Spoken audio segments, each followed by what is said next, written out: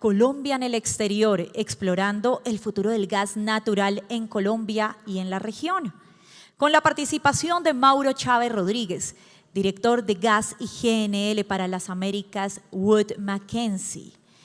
El señor Chávez es un reconocido especialista de la industria del gas natural y GNL, con más de 15 años de experiencia en diversos mercados de las Américas y Europa.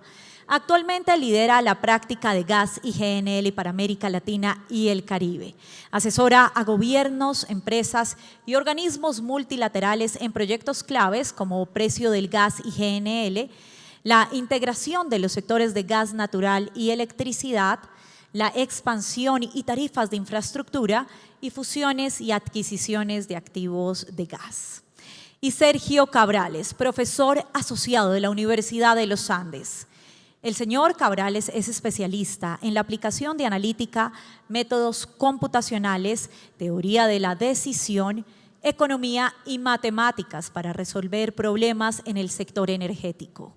Ha sido consultor en análisis de decisiones y evaluación financiera de proyectos para entidades como Ecopetrol, la BP Colombia, el BID, TGI, Promigas, Naturgas, Drummond, Cenit, Equion, Petromil, Vanti, Invercolsa, Chilco y Gasnova, entre muchas otras. Mauricio y Sergio, bienvenidos.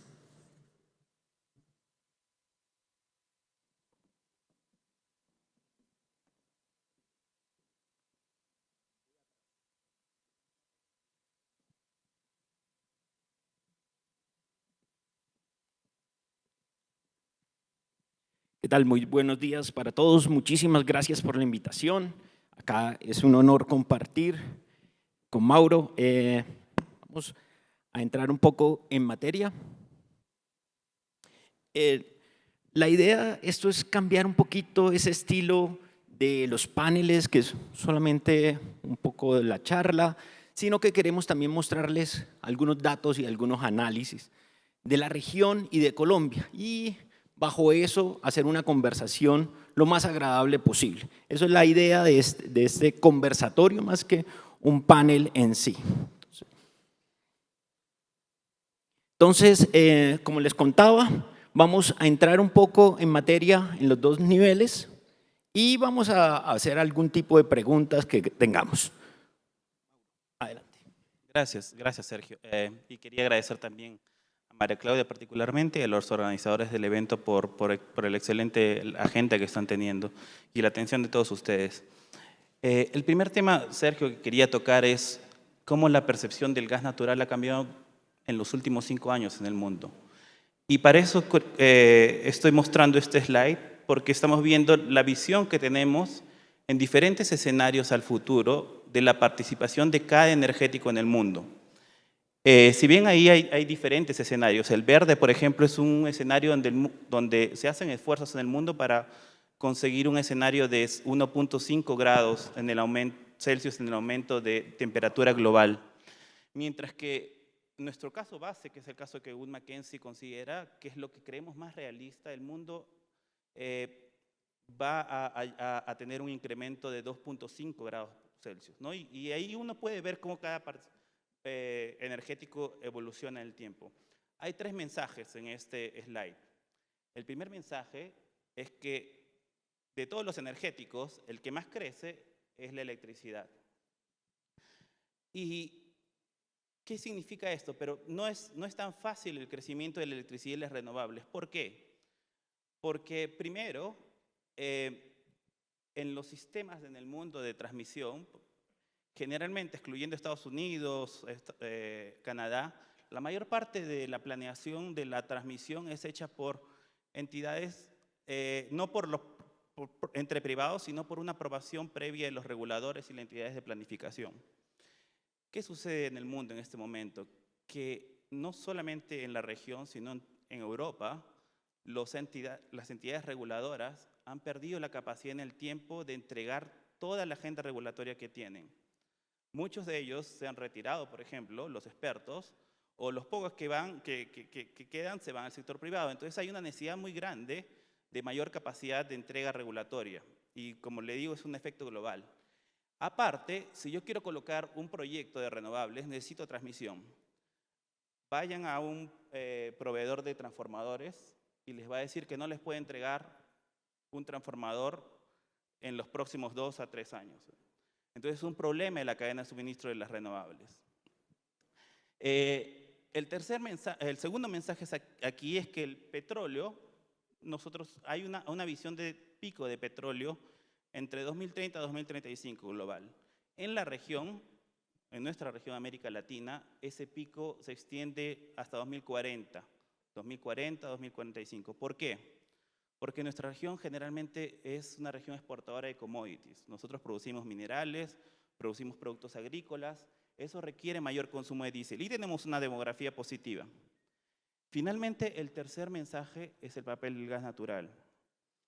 En los escenarios vemos que el papel del gas natural no solamente va a ser un energético de transición, sino a ser parte de la transición. El gas natural va a tener un papel relevante para poder soportar mayor penetración de renovables, pero también para lidiar con sectores que no son difíciles no son fáciles, de electrificar.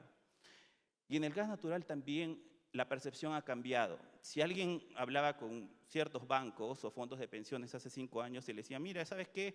Hay un gasoducto que hay que invertir unos 2, 3 billones de dólares. ¿Estás interesado? Algunos me decían, no, ¿sabes qué? Mi board en este momento tiene unas líneas de ESG y es más difícil para nosotros convencer al board. Lo que vemos ahora es un cambio, tanto de los grandes fondos de inversiones, como también de los fondos de pensiones, como de las empresas propias de petróleo y gas.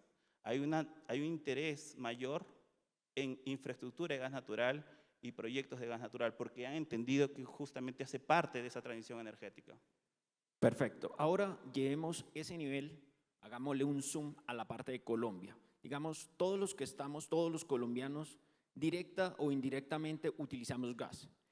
El 10% de la energía eléctrica que nosotros hemos consumido en los últimos 8 o 10 años es a través de la generación térmica utilizando gas.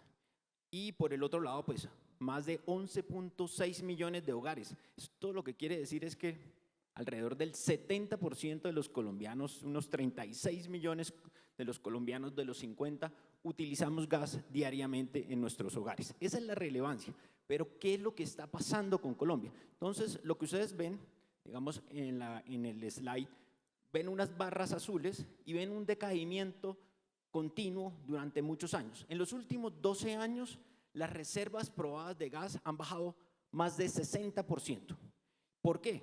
Miren la grafiquita, las barras rojas. ¿Qué es lo que indican las barras rojas? Lo que se incorpora versus lo que se produce o lo que se extrae, ¿sí? Si vemos en los últimos 12 años, exceptuando el 21, todas fueron negativas. Y eso es lo que explica el decaimiento continuo que ha pasado con estas reservas de gas probadas que hemos tenido. Entonces, esto es muy importante y eso nos da pie para la primera pregunta. Entonces, en su experiencia, Mauro, ¿qué se debería hacer y qué debería hacer Colombia para tratar de aumentar esas reservas probadas, todos esos recursos potenciales que nosotros tenemos, llevarlos a unas reservas probadas y aumentar ese potencial de producción que tanto necesitamos? Excelente pregunta, Sergio. Y aquí me gustaría tal vez dividir la pregunta en 3 puntos. El primer punto es recursos descubiertos. Y justo quería mostrar aquí una figura de recursos que han sido descubiertos en la región, pero que no se han comercializado aún. Y en la mayor parte de los problemas, por ejemplo, Venezuela, Guyana o Surinam, es un problema de mercado, ¿no? Son volúmenes que necesitan un mercado grande para, por ejemplo, un proyecto de FLNG, que es lo que se piensa en Guyana, por ejemplo, o en Surinam. O sea, un proyecto de exportación, se produce offshore y exportarlo, ya que no hay demanda local. Pero también hay otros desafíos. Estos proyectos requieren grandes inversiones. A diferencia de los proyectos onshore, estamos hablando de incluso hasta decenas de billones de dólares. No solamente son los pozos offshore, sino también el gathering, el gasoducto que conecta desde los pozos hasta la costa. Entonces, ¿qué hago para facilitar estos proyectos? Primeramente, darles las condiciones, tanto cuando hablo de condiciones es los permisos ambientales y sociales. Y ahí quisiera hacer un paréntesis en relación a los permisos sociales, porque hay algo que veo en la región que no veo en otros países del mundo. Hay una demora extendida, digamos, de las consultas previas y que eso veo que desacelera las inversiones. No tenemos eso en otros países, o sea, no sé por qué en nuestra región lo tomamos de una forma más dogmática. Entonces hay una parte de permisos ahí, pero también este tipo de inversiones requiere contratos de largo plazo. Si yo le voy a decir a mi board de inversiones, sí, voy a invertir 10 billones de dólares y bajo la convicción de que va a haber un déficit de importación. No voy a exponerme 10 billones de dólares en base a una convicción de mercado. Necesito contratos de largo plazo, del orden de 10, 15, 20 años para poder hacer la inversión.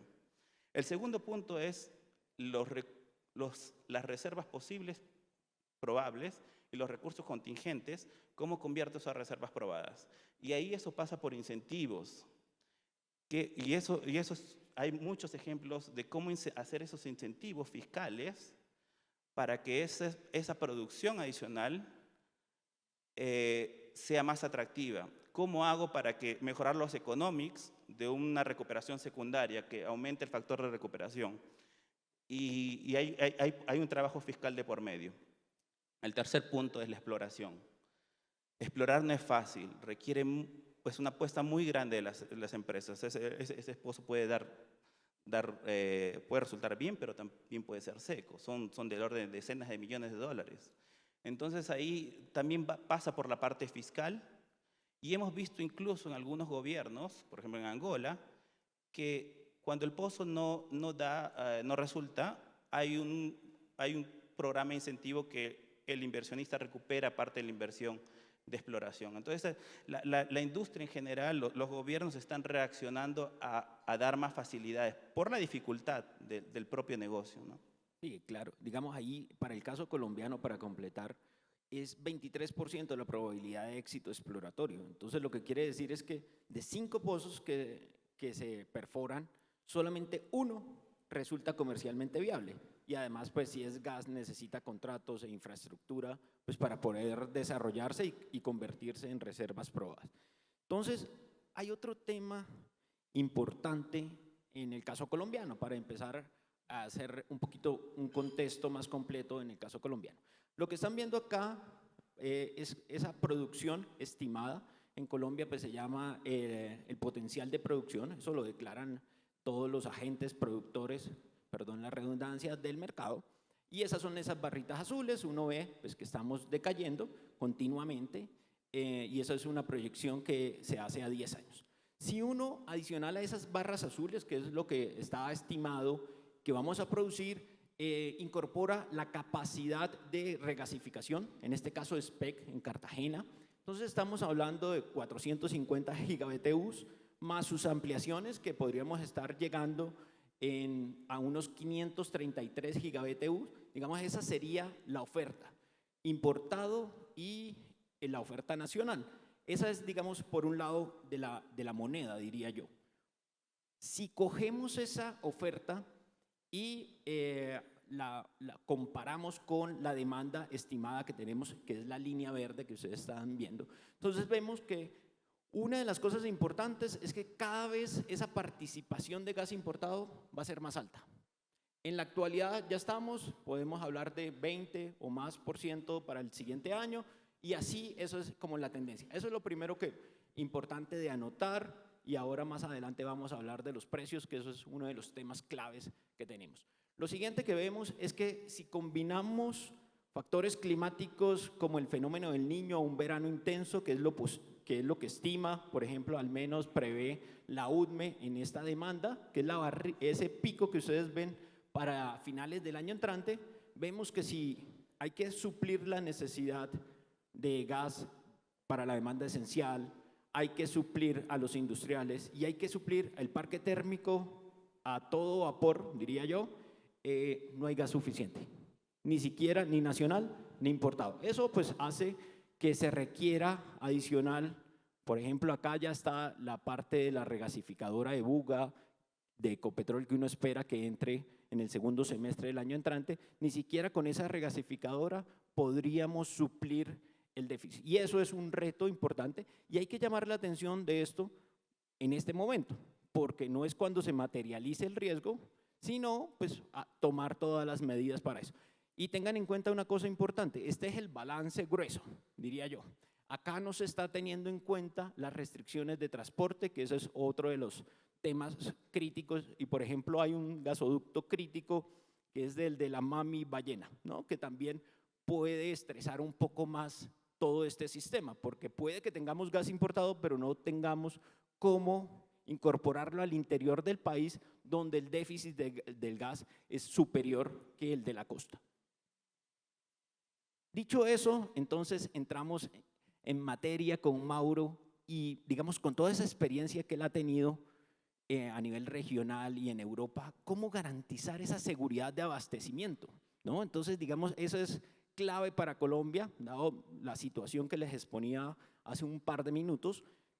Desde su experiencia, Mauro, ¿qué necesitamos hacer para prevenir esto y garantizar nuestra seguridad de abastecimiento? Gracias, gracias Sergio, y excelente análisis el que colocaba. Nosotros también estamos viendo esa situación. Cuando modelamos Colombia a largo plazo, al 2050, vemos la demanda, incluso con una demanda descreciente en la costa, pero creciente en el interior, y el resultado es que, incluyendo Sirius, incluyendo KGG, vemos permanentemente Colombia siendo un importador neto. ¿Y qué significa esto? Que la formación de precios de Colombia no va a ser la misma. O sea, lo que vivimos en el pasado no permanentemente va a cambiar. O sea, va a tener una formación de precios de probablemente el import parity o de los contratos que se firmen. Y quiero comenzar por qué no hacer en tu pregunta de abastecimiento energético, porque cuando sucede esto en los países, hay una tentación muy grande de los gobiernos, de las administraciones, de controlar precio. Y eso es una de las cosas que, en base a mi experiencia, he visto que ha tenido efectos muy negativos. ¿Por qué? Porque el argumento de asequibilidad de la tarifa, uno lo puede ver en el corto plazo, pero al hacer eso, el resultado es que la producción doméstica no tiene los incentivos suficientes para continuar las inversiones. Eso agrava el declinio. Lo viví en 2020, cuando en Argentina, por ejemplo, controlaron los precios y los productores, no por la pandemia, sino por ese control de precios, dejaron de invertir e incluso no conseguían pagar salarios. Bolivia tiene el mismo problema, ¿no? Y Bolivia, el gran exportador de gas natural, va a comenzar a importar a partir de 2030, 2031, por esa política de control de precios. Entonces, cuando haces eso también, incluso no solamente tienes un efecto en el mercado, sino en la macroeconomía. Empieza tu moneda a devaluarse, por justamente necesidades mayor de importación. Entonces, al final, la asequibilidad impactaste a toda la sociedad, no solamente al mercado de gas. Entonces, quería comenzar con ese punto. El segundo punto es ahora, ¿cómo garantizo molécula? ¿Cómo garantizo que la molécula llegue? Y quería mostrar el ejemplo de Europa. ¿Por qué? Porque en Europa, en plena crisis del 2022, cuando hubo las irrupciones de gas de Rusia, el problema no era que faltaba molécula, sino acceso a regasificación. Alemania no tenía ningún terminal de GNL. Y era tan la escasez, y lo que estoy mostrando aquí en la izquierda es el precio del TTF, que es el precio de gas de Europa, y la línea verde es el precio del GNL llegando al puerto. Entonces, la diferencia entre ellos dos es el precio de la regasificación más la conexión del transporte. Y normalmente van juntos, es la pequeña diferencia, pero era tanta la escasez que un slot que costaría $0.8 por millón de BTU, normalmente 1, 0.5, comenzó a valer $20 por millón de BTU.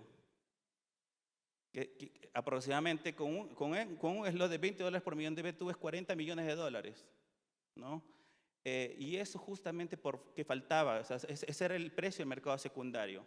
Entonces, cuando dicen, no, sí, la verdad es que con mi base media, incluso con una desviación estándar de la hidrología, consigo con solamente un terminal, 2 terminales y con la capacidad actual, yo les digo que es necesario estresar los escenarios.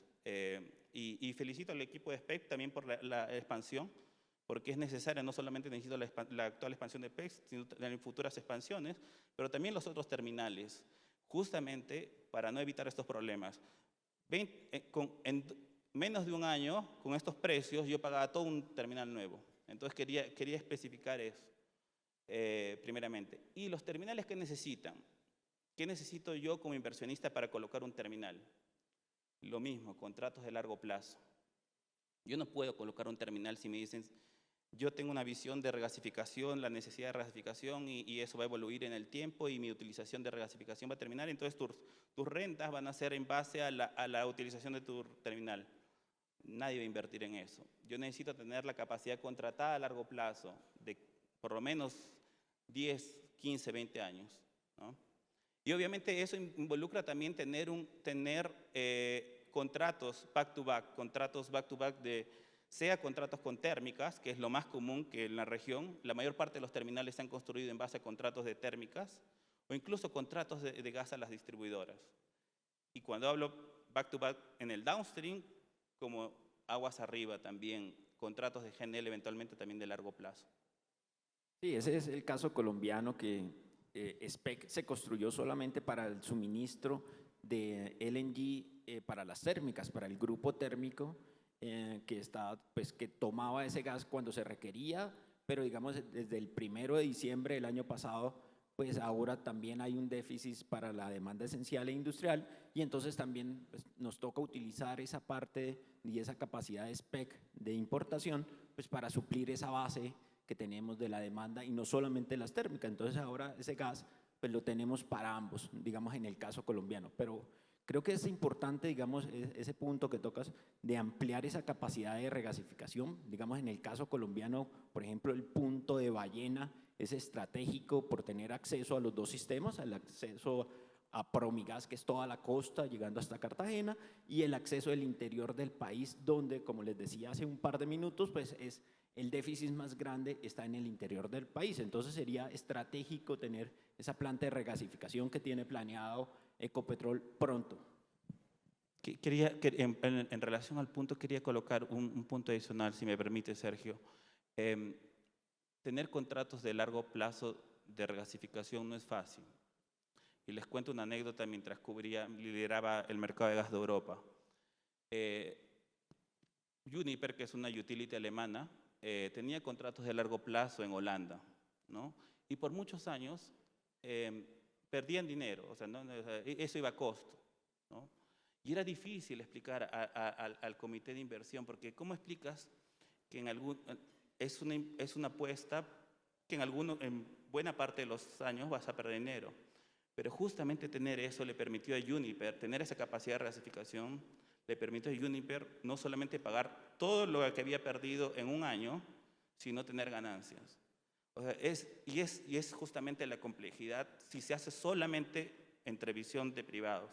Lo ideal, por eso le decía, es como país, ¿qué incentivos puedo dar a las empresas para que tomen esa capacidad de largo plazo? No es una ecuación fácil, eso quería decir. Sí, incentivar esa parte de la contratación es clave, pero es compleja. Listo, entonces abordemos uno de esos temas críticos que todos tenemos en Colombia y es la parte del precio, ¿sí? El precio de los contratos. Igual, ¿qué es lo que están viendo en esta gráfica? Entonces, lo que están viendo en esta gráfica, las barritas rojas, es el precio ponderado de los nuevos contratos, ¿sí? Entonces, ahí están viendo más de 10 años de los nuevos contratos. Entonces, si uno ve esa parte, ese es el gas nacional, vemos que entre 3, 6 dólares por millón de BTU, ese era el rango, ¿sí? Dependía, Pescuciana podía estar un poquito más barato, alrededor de 3 dólares, Chuchupa, Ballena un poquito más caro, 4 dólares y medio, Jobo estaban alrededor de unos $4 y tenía una volatilidad relativamente baja. ¿Sí? Y ese era el mundo de Colombia, ¿sí? Antes de perder esa autosuficiencia para el mercado esencial e industrial que les decía hace un par de minutos. Entonces, eso era la película. ¿Qué está pasando en los últimos años, recientemente? Los nuevos contratos, tengan en cuenta eso, estamos alrededor de 9, 8, 10 a $12, alrededor de $10 por millón de BTU. ¿Sí? ¿Esto qué implica? Que estamos el doble del precio que teníamos hace algunos años, ¿sí? Cuando teníamos suficiente gas nacional para abastecer esa demanda fuera de las térmicas, que pues no entraban como en este juego directamente. Entonces, esas eran las cosas. Vemos que cada vez ese precio ponderado del gas nacional va aumentando. Y miren una cosa adicional, hay unas bolitas verdes allá arriba. Esas bolitas verdes, ¿qué significan? El precio del gas importado en Cartagena. Entonces, venimos de $18, estamos llegando a $15 por millón de BTU. Eso es, digamos, la actualidad. Hay que tener en cuenta un par de cosas importantes acá. Estos son los nuevos contratos. Entonces, digamos, el mercado normal pues, todavía no ha sentido. ¿Por qué no ha sentido? Porque todavía tenemos contratos viejos, actuales, que nos están suministrando gas a $4, $5, $6. Y entonces, claro, si vemos eso, pues no estamos aumentando tanto el precio porque tenemos unos contratos con unos precios relativamente bajos. ¿Qué es la parte crítica? Muchos de esos contratos, alrededor del 70-75%, se vencen ahora, a finales de este año. Para el 1 de diciembre ya tienen otra tarifa diferente. En ese momento, muchos de estos contratos nuevos quedan válidos solamente. Y ahí se empiezan a sentir un poco ese incremento drástico que puede tener desde la factura de los hogares hasta el gas industrial, ¿no? Entonces, digamos, porque se nos acaban esos contratos baratos. Entonces, la conclusión importante es que acá el gas nacional está relativo, los nuevos contratos pues están rondando los $10, el gas importado está entre 15 y $18. Eso es lo que estamos viendo. Hay una cosa importante, miren que tratan de converger y entonces ese gas importado le está colocando un techo, un cap, a ese precio del gas nacional. Digamos, eso es lo que vemos. Vemos una tendencia bajando del gas importado, que ese va a ser crítico, y una tendencia a aumentar del gas nacional. Eso es nuestra película hoy, que es bien importante. Y eso es lo que pues, nos depara en los próximos años. Si tenemos gas y conseguimos gas importado, pues esas verdes van a ponderar más sobre el precio final, ¿no? Entonces, digamos, eso es como lo que les mostraba hace un minuto en esa gráfica de que la participación del gas importado cada vez era mayor, o sea que los precios verdes cada vez van a pesar más en el precio final de todos los consumidores. Y tengan en cuenta acá que estamos hablando de más de 11 millones de hogares, gran parte de la industria también utiliza gas para las calderas, la autogeneración, entonces, y el parque térmico, que ese ya pagaba un gas relativamente caro, ¿no? Entonces, eso es lo que tenemos en Colombia y acá me resulta clave una pregunta que tengo a continuación. Oigan, si uno hace, digamos, yo soy un académico, también consultor, tengo en las dos piernas, hay una pregunta clave que yo siempre me he hecho y yo digo, oiga, si uno coge el Henry Hub, la referencia del gas para Estados Unidos, le suma los costos de licuefacción, le suma el transporte marítimo, le suma ahora lo que Mauro decía, ese costo de regasificación, más la comercialización, más todo lo que ustedes quieran, tengan en cuenta que el Henry Hub puede estar en $3.50, $3.40 o menos, hasta $4. Si nosotros hacemos esa ecuación, digamos, un ejercicio de servilleta, pues nos da 10, $11, $12 máximo, ¿no? Entonces uno dice, oiga, pero ¿por qué nosotros ese gas importado en Colombia pues es $15, $18 y no esa suma, como les decía yo, de servilleta de los componentes? Y esa es la pregunta para Mauro. Mauro, adelante. Excelente pregunta, Sergio. Y claro, hay esa lógica del precio del Henry Hub, pero para contratos de largo plazo. Y ahí quisiera comenzar con la venta spot. ¿Qué es la venta spot de GNL? Si yo soy un trader de GNL, tengo mi visión es vender en el corto plazo. Imaginémonos que tengo acceso a GNL de Estados Unidos, de la costa del Golfo de Estados Unidos. Tengo un barco y lo quiero vender a Colombia. ¿Cómo lo precifico en el corto plazo? Voy a ver cómo lo puedo vender en Europa. Voy a ver el TTF. Voy a ver cómo lo voy a vender en Asia.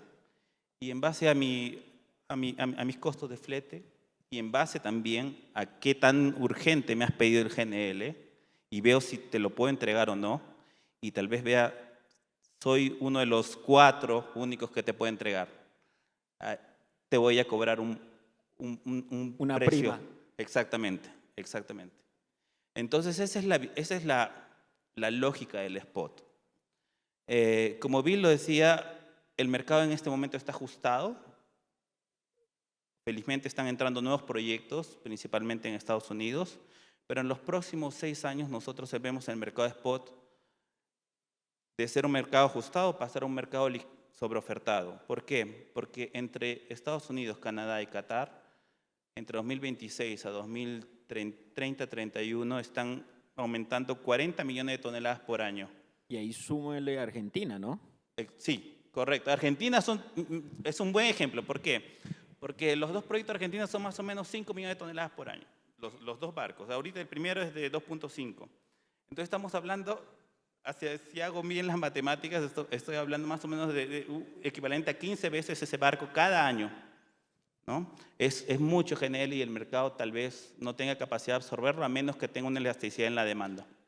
Entonces es una buena noticia para los precios del consumidor porque esos precios van a bajar en los próximos años.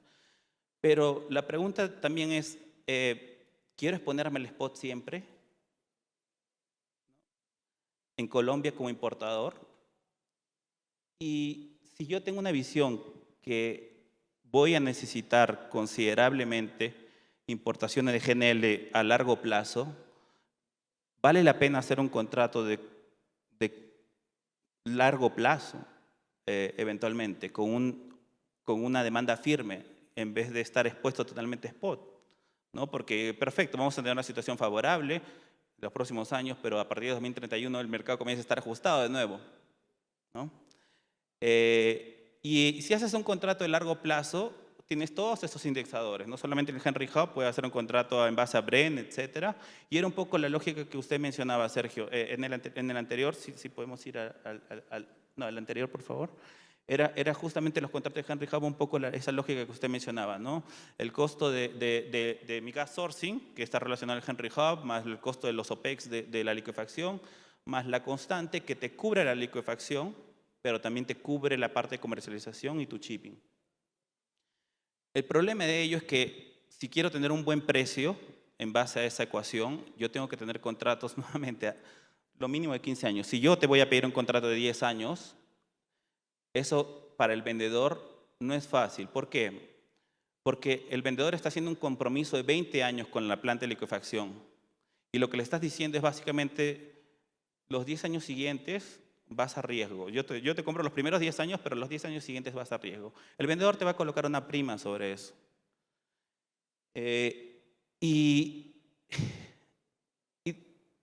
Pero tampoco es fácil desde el punto de vista del comprador. Por ejemplo, si Ecopetrol decidiera hacer un contrato de largo plazo, firme, ¿qué hace, por ejemplo, cuando ya tenga producción de Sirius y por acaso tenga una hidrología muy buena y no necesite mucho la demanda de las térmicas?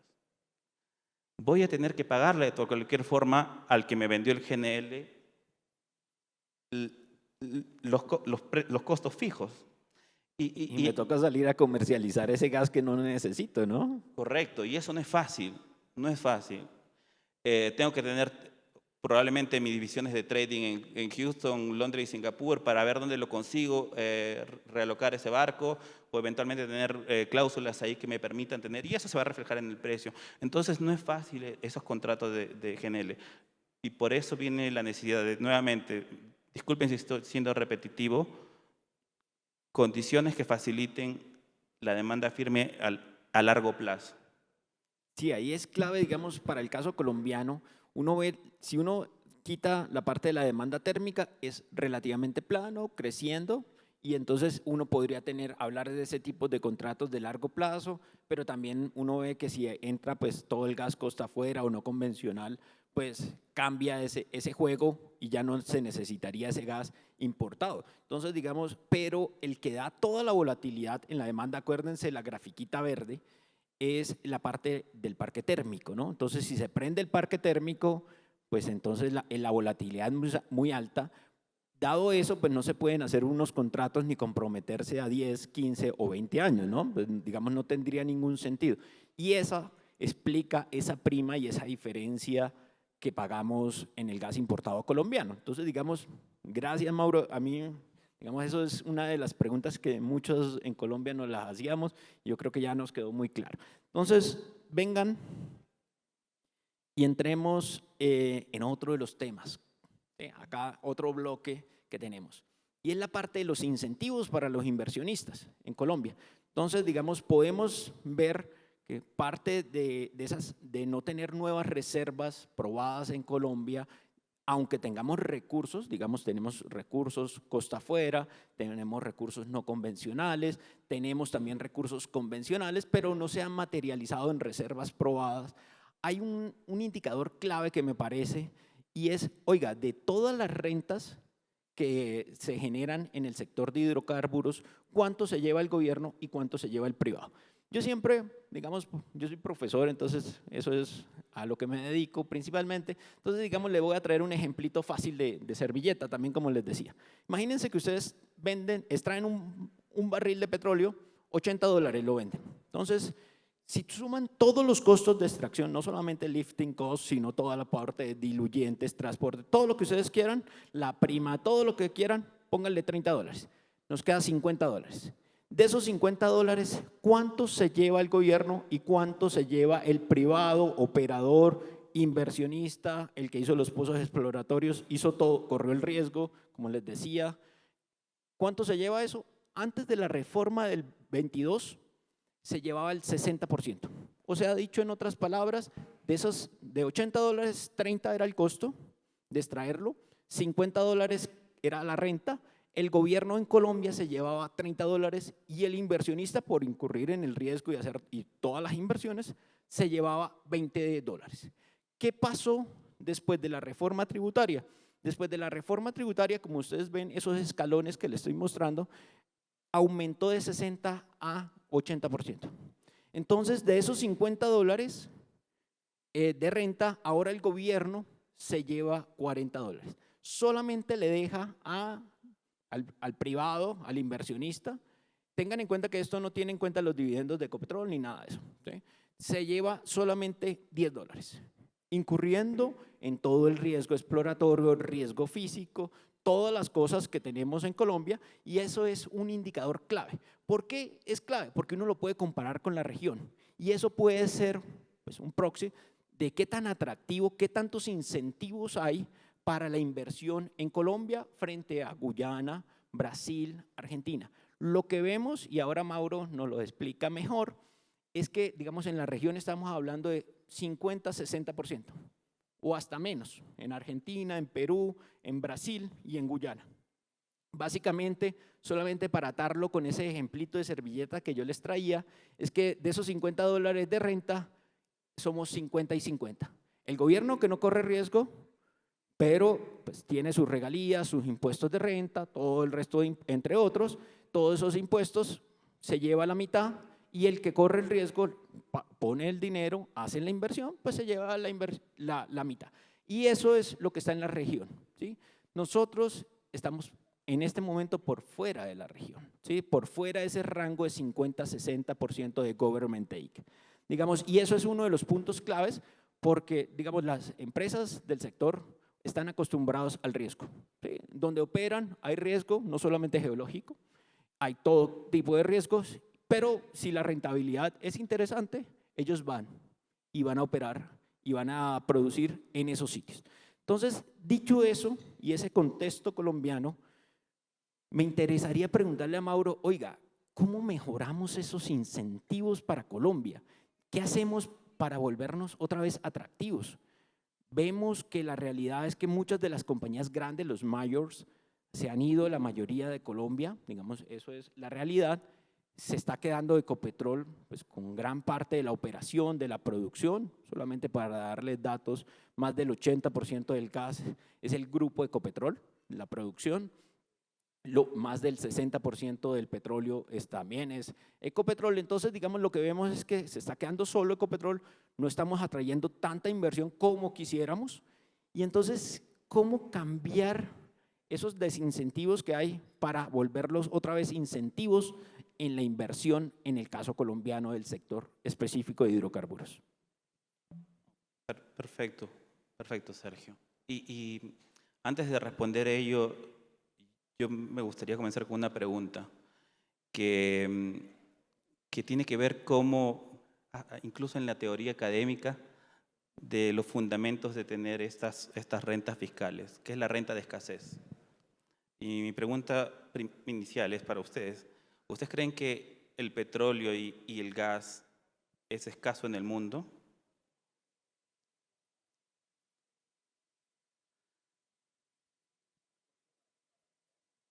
Exactamente. Está disponible. ¿Por qué? Tenemos recursos en el mundo que no van a ser explotados. Dos motivos, por lo que les mostraba en el primer slide, un motivo de demanda de petróleo y demanda de gas y toda la revolución del crecimiento de costos de las renovables.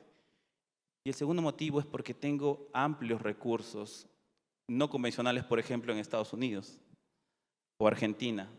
Son recursos que ya son descubiertos, es una ecuación de simplemente explotarlos, no es una ecuación de explorarlos. Entonces, bajo esa perspectiva, hay una realización, y esto es un fenómeno que ha pasado en los últimos 15 años. Hay una realización de algunas administraciones en el mundo de pensar, bueno, ahora cambió el paradigma de la renta escasez y tengo que facilitar, porque estoy compitiendo con todos los otros países que tienen recursos en el mundo, cómo mejoro mi competitividad. Porque si no invierten en producir en Colombia, lo van a invertir en el oeste de África, por ejemplo, o en el Permian o en Haynesville. Entonces, en América Latina hay una necesidad de justamente tener primero esa realización, llegar a entender eso que acabo de explicar, y segundo, justamente adaptar nuestros términos fiscales en base a esa realidad. Y lo que estoy mostrando aquí es un poco la visión que tenemos de diferentes países en términos de government share, incluye también impuestos a la renta, todo. Y aquí falta una gráfica para poderles darles el análisis. La gráfica que falta es prospectividad, ¿no? ¿Por qué? Porque Perú, por ejemplo, el país de donde soy, estoy cobrando relativamente alto para la bajísima prospectividad que tengo. No soy Brasil, no tengo la buena prospectividad de Brasil, no tengo la buena prospectividad de Guyana o de Surinam. Entonces, ¿por qué estoy queriendo cobrar tan alto, no? Y es un poco también la realidad, por ejemplo, que estamos viendo en países como Colombia o como les mencioné. Incluso el más alto no le puse el nombre, que es Bolivia, ¿no?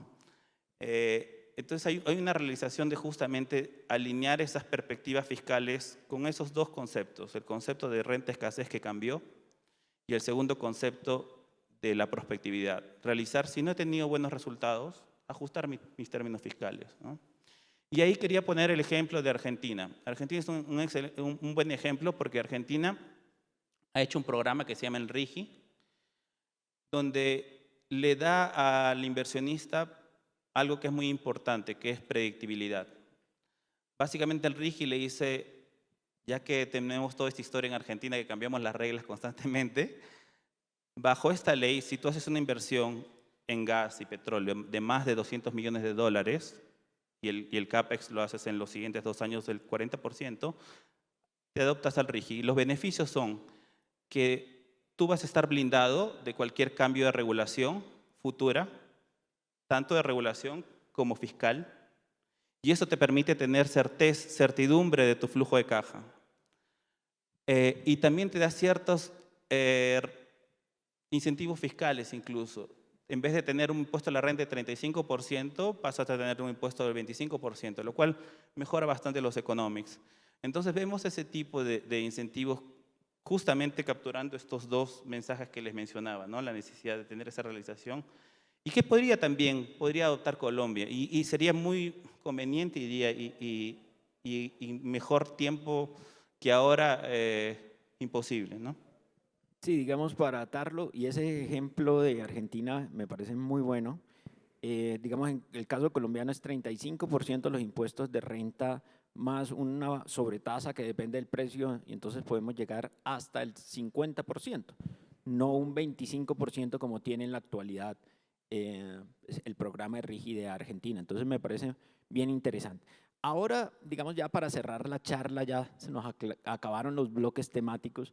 Queremos dejarles 3 mensajitos cada uno de nosotros.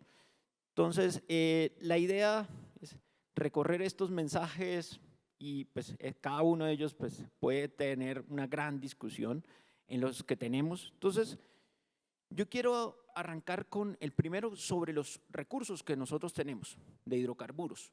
Entonces, digamos, Colombia tiene un gran potencial muy importante en la parte de no convencionales. No convencionales en la parte de gas y petróleo puede significar 3 veces las reservas de petróleo y más de 5, 6, 7 veces las reservas de gas de Colombia. A diferencia de lo convencional que se encontró en Colombia, Chuchupa, Ballena, en La Guajira o el Piedemonte Llanero, Cusiana, la otra parte arriba, la parte de Gibraltar, que son lejos de los centros de consumo de gas, que nos tocó pues, hacer toda la infraestructura para poderlo llevar a los centros de consumo. La parte de no convencionales está en el centro de Colombia.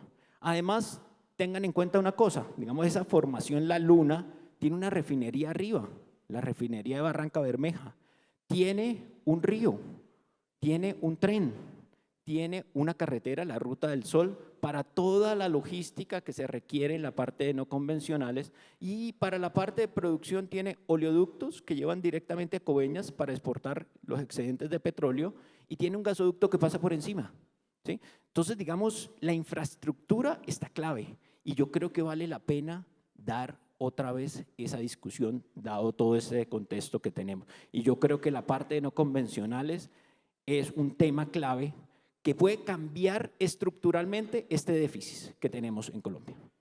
La parte de costa afuera, offshore, yo la veo un poquito más lejos. Para el largo plazo de Colombia, después del 30, la veo. Pero en el corto plazo, para solucionar de aquí al 30, que es lo que necesitamos y lo que nos muestran los análisis, ese es uno de los temas importantes. Otro de los temas que quiero traer es la parte de seguridad. Entonces necesitamos reforzar y aumentar la seguridad. Antes, digamos, históricamente, pues veíamos lastimosamente hace unos 35 años todos los problemas de infraestructura de transporte y lo que comúnmente ataques terroristas a oleoductos petroleros, ¿sí? Y sobre todo al Caño Limón Coveñas. Pero ahora también vemos otro problema grave en términos de seguridad que necesitamos mejorar y son la parte de bloqueos.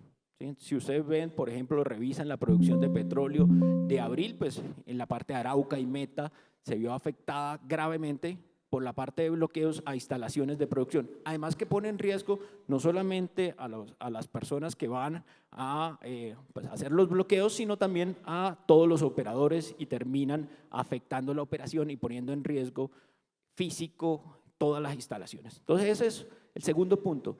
El último punto, que creo que es la clave y está asociado al último bloque, es que necesitamos volver a atraer y generar incentivos, necesitamos atraer inversión. Si no hacemos programas parecidos a los de Argentina y pensamos que podemos tener unos impuestos de renta del 35 hasta el 50 o efectivos, por ejemplo, de Ecopetrol del 42%, podemos no ser atractivos para ninguna de la región. Ahora esto es un mercado global y estamos compitiendo con el mundo, con gente que además tiene más recursos, por ejemplo, de gas, de hidrocarburos como Guyana, Brasil, hasta Argentina. Entonces estamos en una competencia global por inversiones y entonces necesitamos volvernos a ser atractivos. Y eso hay que juntar una cosa muy importante, los tiempos de las licencias ambientales y las consultas previas. Me llamó la atención la propuesta que se hace para los proyectos solares que acaban de hacer, reducir el 70% de los tiempos. Creo que la parte del sector hidrocarburos es crítica para la economía, crítica para los hogares. Creo que vale la pena revisar y mirar si se puede replicar esa reducción de tiempos que también incentivan la inversión. Tengan en cuenta una cosa, si ustedes le dicen es que su flujo de caja, sus ingresos ahora no son a 1 año, sino son a 3 años, eso afecta a todos los económicos, ¿sí? Eso afecta a la rentabilidad y disminuye los incentivos naturalmente a invertir. Y eso está pasando con la parte de las licencias ambientales y licencias sociales. Entonces yo creo que vale la pena también hacer esa parte y ese debate y discutir cómo incentivar otra vez todo el sector que tanto requiere Colombia. Solamente un cierre muy importante desde mi lado. Del 5 al 25% de lo que ingresa a Colombia, al gobierno de Colombia, viene el sector de hidrocarburos y minería. Entonces, es clave para financiar todos los planes sociales, la educación, la salud e infraestructura para volvernos competitivos en otros sectores también, en turismo también y en industria. Este sector puede fondear a su vez la transición energética. Necesitamos potenciar esas rentas y aumentarlas para el beneficio de todos los colombianos. Adelante, Mauro. Gracias, Sergio. Tal vez quería comenzar con algo que ya dije, para hacer las 3 conclusiones principales, un resumen. Y ya mencioné lo del precio. Evitar el control de precio por los efectos que les he mencionado. Y eso obviamente, el futuro de Colombia va por una visión de import parity, una formación de precios por import parity. Y ahí va a ser una situación de precios más alto de lo que históricamente estaba acostumbrada. Y eso eventualmente el gobierno puede hacer subsidios para las poblaciones más vulnerables, haciendo una inteligencia de aplicación de los recursos, ¿no? Y al mismo tiempo manteniendo la producción e incentivando la producción. Ahí te hago una anotación rapidita. En Colombia, para los hogares de estrato 1 es 60% de la factura, estrato 2 son 50%. Tengan en cuenta una cosa, un datico de Colombia rápido, 60% de los hogares son estrato 1 y 2, 60%.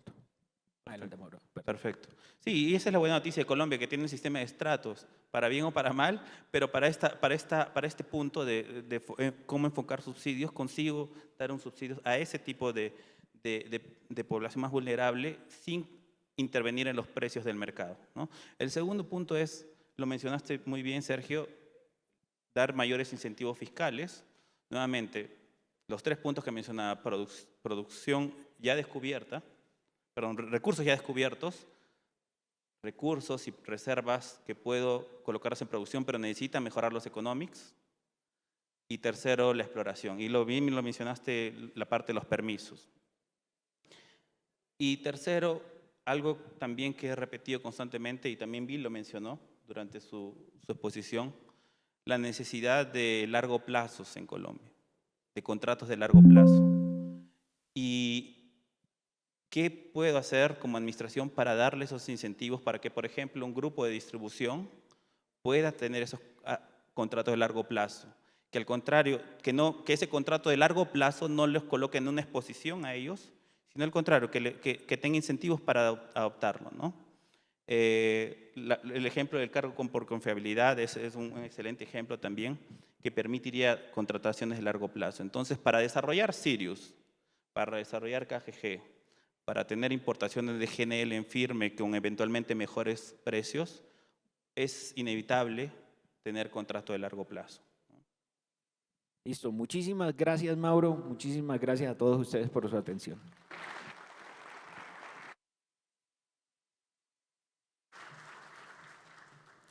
Sergio, Mauro, muchas gracias por su interesante intervención y por mostrarnos el papel tan importante que cumple el gas natural en la transición energética.